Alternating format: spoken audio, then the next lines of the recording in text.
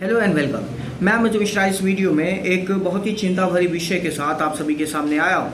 मैं आप सभी को बताना चाहूँगा कि हमारा बिहार जो है वो एक सेंटर बन चुका है, वो एक हब बन चुका है गर्ल चाइल्ड की ट्रैफिकिंग का। और ऐसा मैं नहीं, कल के एडिटोरियल पेज पर एक राइटर हमारे बिहार के कॉन्टेक्स्ट में लिखते। मेरे दोस्त, मैं आप सभी को बताना चाहूँगा कि यहाँ ट्रैफिक का मतलब आप यह मत समझ जाना कि जो रोड रास्तों पे गाड़ियाँ चलती है उनके चलने से जो जाम लग जाता है, मैं उस ट्रैफिक के बारे में बात कर रहा हूँ। यहाँ ट्रैफिक का मतलब है अवैध धंधा, अवैध व्यापार। और गर्ल चाइल्ड की ट्रैफिकिंग का मतलब यह है कि छोटी छोटी बच्चियों का, जो अभी बालिग भी नहीं हुई हैं, उनका अवैध तरीके से खरीदना या बेचा जाना हो रहा है। इस पूरे विषय को मैं एक छोटी सी कहानी के साथ शुरू करना चाहूँगा। मैं आपको बताना चाहूँगा कि एक बच्ची होती है जिसकी उम्र 14 साल की होती है। वो छत्तीसगढ़ से बिलोंग करती है। उसके माता पिता काफ़ी गरीब होते हैं। वो इतने गरीब होते हैं कि उस बच्ची के फ्यूचर को लेकर थोड़े से भी सेंसिटिव नहीं होते। तो कुछ लोग आते हैं और उसके माता पिता से बात करते हैं। बात करते करते उनसे कहते हैं कि आप अपनी बच्ची को हमें दे दो, हम उसे डांसर बनाएंगे और यह जब डांसर बन जाएगी तो ये पैसे कमाना शुरू कर देगी और इसके कमाए गए पैसे से जो आपकी गरीबी है वो मिट जाएगी। उसके पेरेंट्स, उसके माता पिता इतने बेबस और लाचार होते हैं कि बिना कुछ सोचे समझे अपनी बेटी को उन लोगों के साथ जाने देने की अनुमति दे देते। जब वह छत्तीसगढ़ से निकल रही होती है उन लोगों के साथ जाने के लिए, तब उसकी कंडीशन गरीबी में होने के बावजूद भी अच्छी होती है। लेकिन कुछ समय के बाद वो लड़की हमारे बिहार में पाई जाती और वहाँ उसकी कंडीशन बहुत ही संवेदनशील हो जाती है। वो लड़की वायलेंस का, सेक्सुअल हैरेसमेंट का शिकार हो जाती है। जो सपने लेकर वहां से निकली थी वैसा कुछ नहीं होता, बल्कि उसके उल्टे, उसके विपरीत सारे काम उसके साथ होते हैं। मेरे दोस्त, मैं आप सभी को बताना चाहूँगा कि बिहार पुलिस जो है वो अभी पिछले महीने, जून के महीने में लगभग 271 लड़कियों को रेस्क्यू की, 271 लड़कियों को बचाई, जिसमें से 153 लड़कियां ऑर्केस्ट्रा से बचाई गईं और 118 लड़कियां फ्लैश ट्रेडिंग में पकड़ी गईं। फ्लैश ट्रेडिंग का मतलब यही है कि स्किन ट्रेडिंग इतना आप समझ रहे हो मैं किस चीज के ऊपर पॉइंट आउट करना चाह रहा। तो 271 बच्चियों को बिहार पुलिस रेस्क्यू करती है, जिसमें 153 बच्चियां ऑर्केस्ट्रा से रेस्क्यू होती हैं और 118 बच्चियां फ्लैश ट्रेडिंग से रेस्क्यू करी जाती। जब बिहार पुलिस रेस्क्यू करने गई तो वहां की जो कंडीशन है वो कंडीशन देखकर काफी हैरान तगीज हो गई, काफी शॉक्ड हो गई। मान लो ये एक रूम है, इस रूम में मैं अकेले रहता हूं, लेकिन वहां पे लगभग 15 से 20 बच्चियां एक साथ रहती थी। ओवर क्राउडेड रूम में उन लोगों को रखा जाता था। ओवर क्राउडेड रूम में रखने से क्या होगा कि जो वहां की कंडीशन है वो अनहाइजीनिक होगी और जहाँ पे साफ सफाई नहीं होती है वहाँ पे कई तरह की बीमारियां अपने आप उत्पन्न होना शुरू कर देती हैं। एक्चुअली जब ये बच्चियाँ स्टेज पे परफॉर्म करती हैं तो इनके ऑर्गेनाइजर कहते हैं कि ये स्टेज परफॉर्मर है, लेकिन रियलिटी वो नहीं है। आप उसे अच्छे कपड़ों में या कभी वल्गर कपड़ों में वल्गर गानों पे डांस करते हुए देखोगे तो आपको लगेगा कि इसकी लाइफ स्टाइल जो है, इसकी जीवन की जो कंडीशन है वो काफ़ी अच्छी है। लेकिन रियलिटी वो नहीं है जो आपको दिख रहा होता है। रियलिटी वो होता है जो स्टेज के पीछे होता है, और स्टेज के पीछे उसके साथ सेक्सुअल वायलेंस, सेक्सुअल हैरेसमेंट और तरह तरीके की वायलेंस का शिकार उसे होना पड़ता है। मेरे दोस्त, मैं आप सभी को बताना चाहूँगा कि जो ILO, इंटरनेशनल लेबर ऑर्गेनाइजेशन है, और यूनिसेफ है, इन दोनों के डेटा के अकॉर्डिंग, इन दोनों के रिपोर्ट के अकॉर्डिंग लगभग 138 मिलियन पूरे वर्ल्ड में ऐसे बच्चे हैं जो चाइल्ड लेबर के शिकार हैं, और लगभग 54 मिलियन बच्चे हेजिटस वर्क में शामिल हैं। अब यहाँ चाइल्ड लेबर और हेजिटस वर्क क्या है, इसे बताने से पहले मैं आप सभी को बताना चाहूँगा कि अगर आप इंडियन कॉन्स्टिट्यूशन पढ़े हो और इंडियन कॉन्स्टिट्यूशन के भाग 3 यानी फंडामेंटल राइट्स को पढ़े हो, तो आप यह जरूर जानते होंगे कि आर्टिकल 23 और आर्टिकल 24 ह्यूमन ट्रैफिकिंग और चाइल्ड लेबर को कंप्लीटली प्रोहिबिट करता है। आर्टिकल 23 के तहत आप ह्यूमन ट्रैफिकिंग नहीं कर सकते, आप इंसानों को खरीद बेच नहीं सकते, अगर ऐसे करते हुए पकड़े गए तो आपको बहुत ही कठोर सजा मिलेगी।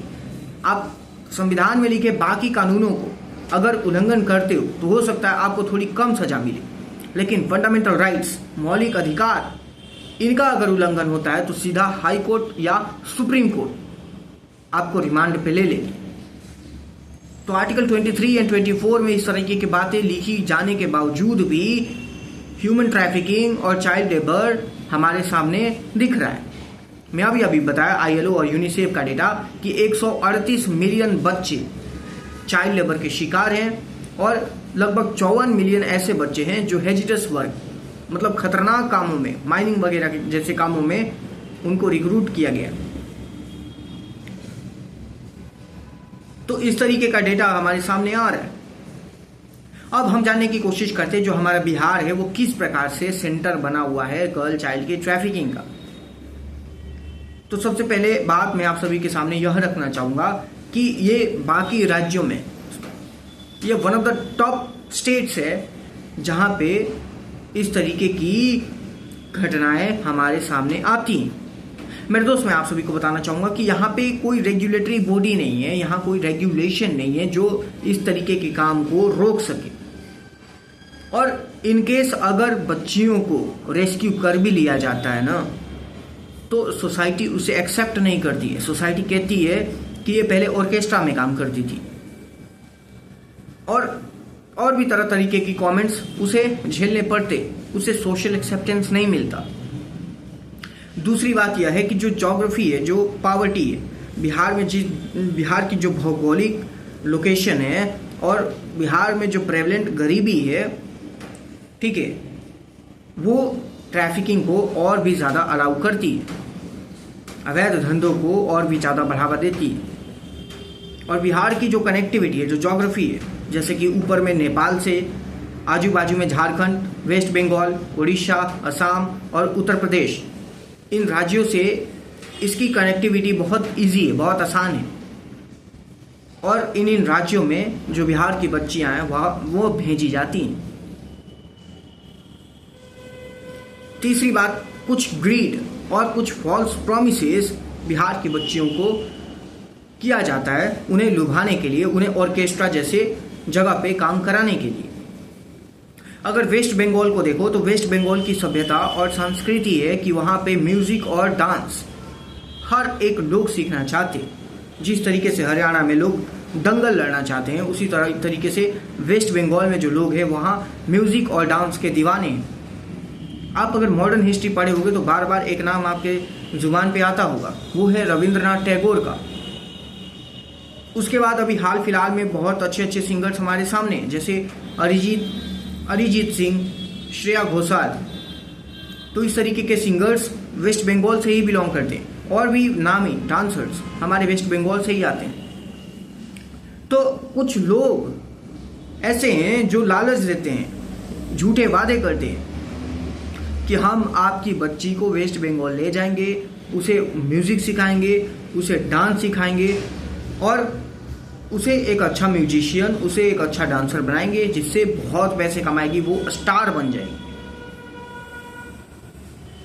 मैं आपको एक ऑर्केस्ट्रा बेल्ट, कुछ हमारे बिहार में कुछ ऐसे डिस्ट्रिक्ट्स हैं जिसे ऑर्केस्ट्रा बेल्ट कहते हैं। इसमें शामिल है सारण, गोपालगंज, मुजफ्फरपुर, रोहतास, जो हमारे बक्सर से जुड़ा हुआ है रोहतास, और वेस्ट चंपारण, पश्चिमी चंपारण। ये जितने भी डिस्ट्रिक्ट्स का नाम मैंने लिया, ये एक ऑर्केस्ट्रा बेल्ट हैं। और यहाँ पे जो फैमिली है, जो गरीब परिवार के लोग हैं, वो अपनी बच्चियों को मात्र 10,000 रुपये में बेच देते हैं। सिर्फ और सिर्फ 10,000 रुपये में लड़कियां बेची जाती हैं। कहाँ पे? सारण, मुजफ्फरपुर, पश्चिमी चंपारण, रोहतास और गोपालगंज। तो अब हम जानने की कोशिश करते हैं कि ऐसा क्या रीज़न है, क्यों सिस्टम फेल कर जा रहा है। क्या हमारे संविधान में कोई एक्ट नहीं है? ऑफ कोर्स, ऐसे हमारे संविधान में, ऐसे हमारे दस्तावेज में बहुत सारे कानून हैं जो इम्प्लीमेंटेड भी हैं, जो लागू भी हैं, और लागू होने के बाद भी उनका पालन अच्छे से नहीं हो पाता।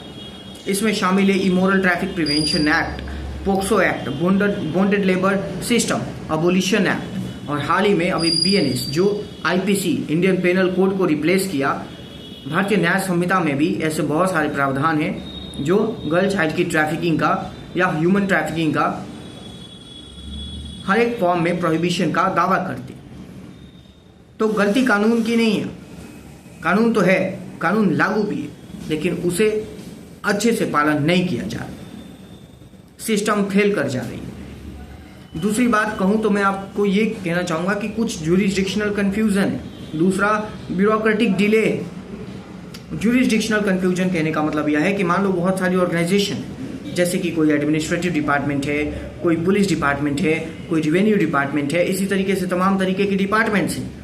और डिपार्टमेंट्स में एक कन्फ्यूज़न है कि मेरे हिस्से में कौन सा काम आए कि मैं उस काम को अंजाम दूं। और दूसरा ब्यूरोक्रेटिक डिले, जो ब्यूरोक्रेसी है, जो एडमिनिस्ट्रेशन है, वो ऐसे कामों को बार बार डिले करते जाती है, इसे प्राथमिकता नहीं देती, वो अलग कामों में फंसी रहती है। इससे इस तरीके की जो घटनाएं हैं वो और भी आगे बढ़ती जाती हैं, क्योंकि इन पे कोई कार्रवाई हो ही नहीं पाता।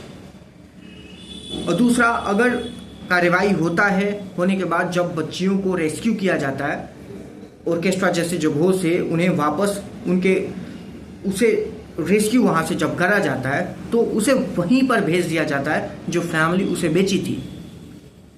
रेस्क्यू करने के बाद उन बच्चियों को उसी फैमिली के पास भेज दिया जाता है जो फैमिली उसे बेची थी। तो आप सोच सकते हैं कि उस फैमिली की क्या कंडीशन होगी। जो उस बच्ची को बेची है वापस उसी बच्ची को उसी के पास लाओगे तो इस बात की गारंटी कोई दे सकता है कि वहाँ वो सेफ रहेगी? इसकी गारंटी कोई नहीं दे सकता। दूसरी बात मैं आप सभी को बताना चाहूँगा मेरे दोस्त कि अभी पटना हाई कोर्ट ने एक बयान दिया कि इस तरीके की जो इश्यूज़ हैं, गर्ल चाइल्ड ट्रैफिकिंग जो इश्यूज़ हैं, वो एक बहुत ही गंभीर इशू है और इस इशू पर काम होना चाहिए। अगर आप बिहार पुलिस के ऑफिशियल फेसबुक अकाउंट को फॉलो करते हो तो आपने यह पाया होगा कि बिहार पुलिस ने जून के महीने में यह बात अपने फेसबुक पोस्ट पर क्लेम किया कि उसने 271 बच्चियों को रेस्क्यू किया।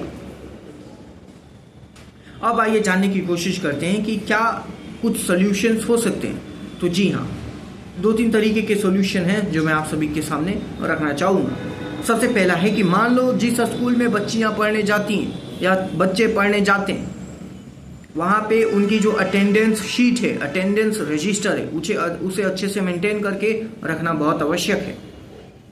अगर कोई बच्चा या बच्ची 6 से 7 दिनों तक एब्सेंट है, स्कूल नहीं आ रहा है, तो इस चीज़ की रिपोर्टिंग करो उसके घर वालों को, उसके गांव वालों को, गांव के पंचायत के जो मुखिया हैं उसे आप रिपोर्ट करो कि क्यों है, ऐसा क्या रीज़न है कि 6 से 7 दिन हो गए वो बच्ची या बच्चा अभी तक स्कूल में नहीं आया। दूसरा, जो पंचायत के हेड हैं उन्हें भी एक माइग्रेटरी रजिस्टर बना के रखना चाहिए। माइग्रेटरी रजिस्टर से क्या होगा कि जितने भी बच्चे या बच्चियां आपके गांव से कहीं अन्य जगह पे जा रहे हैं, शिक्षा के लिए, हेल्थ के लिए, और मतलब तमाम तरीके की चीज़ें होती हैं जिसकी वजह से माइग्रेशन होता है। तो अगर किसी भी वजह से आपके गांव से लोग लंबे समय के लिए कहीं और जा रहे हैं तो आप उसका एक रजिस्टर बनाओ, ताकि जो नंबर है, जो आंकड़े हैं आपके सामने होंगे, कोई मिसिंग नहीं होगा। रेलवे स्टेशन पे आप देखते हो रात में, दिन में बच्चियां, बच्चे किस प्रकार से भूखे नंगे पड़े होते हैं और उनका शोषण होता है। तो RPF जो रेलवे पुलिस फोर्स है वो इस तरीके की चीज़ों का निगरानी कर सकती है। सिर्फ रेलवे स्टेशन ही नहीं, हर एक ट्रेन को भी चेक किया जा सकता है RPF के द्वारा कि क्या गर्ल चाइल्ड की ट्रैफिकिंग का कोई इशू है, और अगर इशू है, अगर किसी भी तरीके का इशू पा रही है RPF तो वहीं पे वो एक्शन ले। इसके बाद ट्रांसपोर्ट डिपार्टमेंट्स, जैसे इंटर स्टेट बसेस चलती है, बिहार से यूपी, बिहार से झारखंड, बिहार से असम या फिर अन्य राज्यों में हमारे बिहार से बसें जाती हैं या और भी गाड़ियां जाती हैं।